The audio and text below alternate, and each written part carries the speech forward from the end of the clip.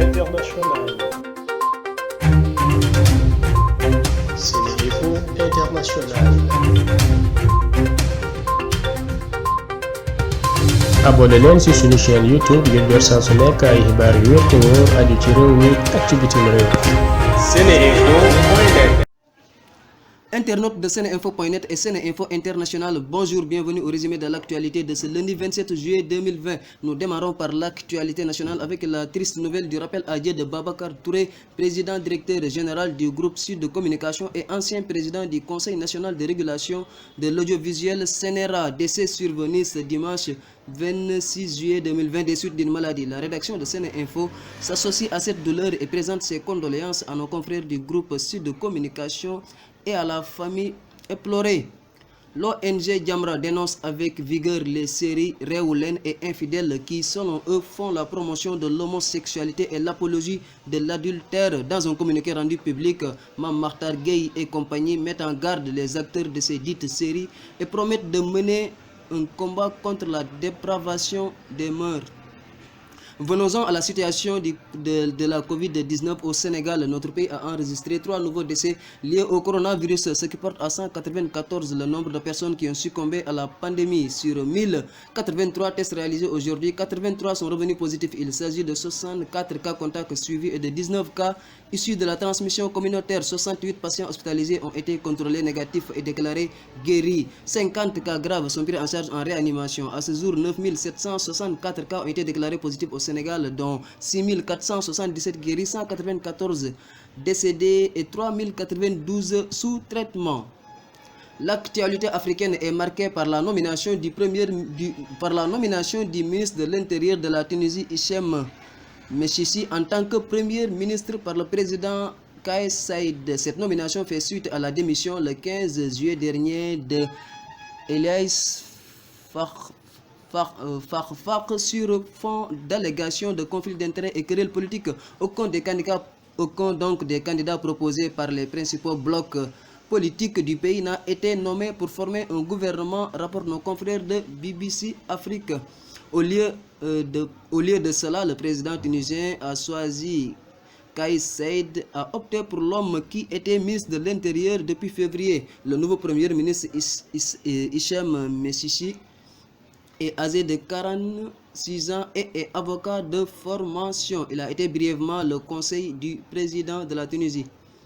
Au Mali, après avoir tenté une première médiation sans succès, c'est ce lundi 27 juillet 2020 que les chefs d'État des 15 pays membres de la CEDEAO tiennent par visioconférence un sommet spécial qui vise à trouver, à défaut des solutions idoines, un compromis entre les parties engagées dans la plus grave crise sociopolitique que le pays ait connue depuis 30 ans. S'agissant de la situation de la Covid-19 sur le continent, au dimanche 26 juillet 2020, la pandémie a dépassé la barre des 828 000 cas de contamination pour au moins 16 450 morts selon VONews. L'Organisation mondiale de la santé s'est déclarée préoccupée lundi par l'accélération de l'épidémie Covid-19 sur le continent qui avait jusqu'à présent été relativement épargné avec 434 200 cas et 6655 décès. Et 6655 décès, l'Afrique du Sud est le pays le plus touché par la pandémie. L'épidémie accélère avec une progression de 30% au cours de la semaine dernière en Afrique. Le virus progresse de 31% au Kenya, 26% en Éthiopie, 50% à Madagascar, 57% en Zambie, 69% en Namibie et 66% au Botswana. Sur l'international, en Israël, plusieurs milliers de manifestants se sont rassemblés samedi à Jérusalem pour réclamer la démission de Benjamin Netanyahu.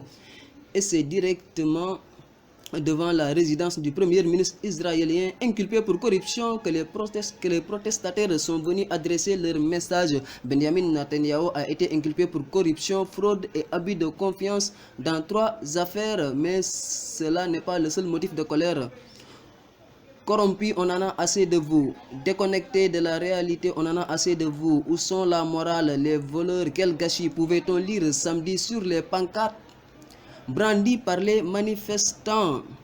qui dénonce aussi ce qu'il considère comme la mauvaise gestion de l'épidémie de coronavirus par le Premier ministre, accusé d'avoir rouvert trop rapidement l'économie israélienne.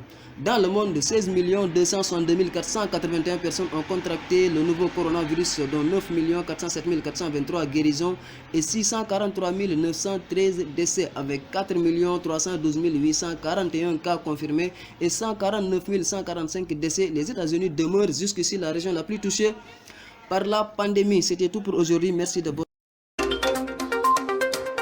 SeneInfo International. SeneInfo International. abonné leen ci suñu chaîne YouTube ngir jot saa su nekk ay xibaar yu wér te wóor aju ci réew mi ak ci bitim réew.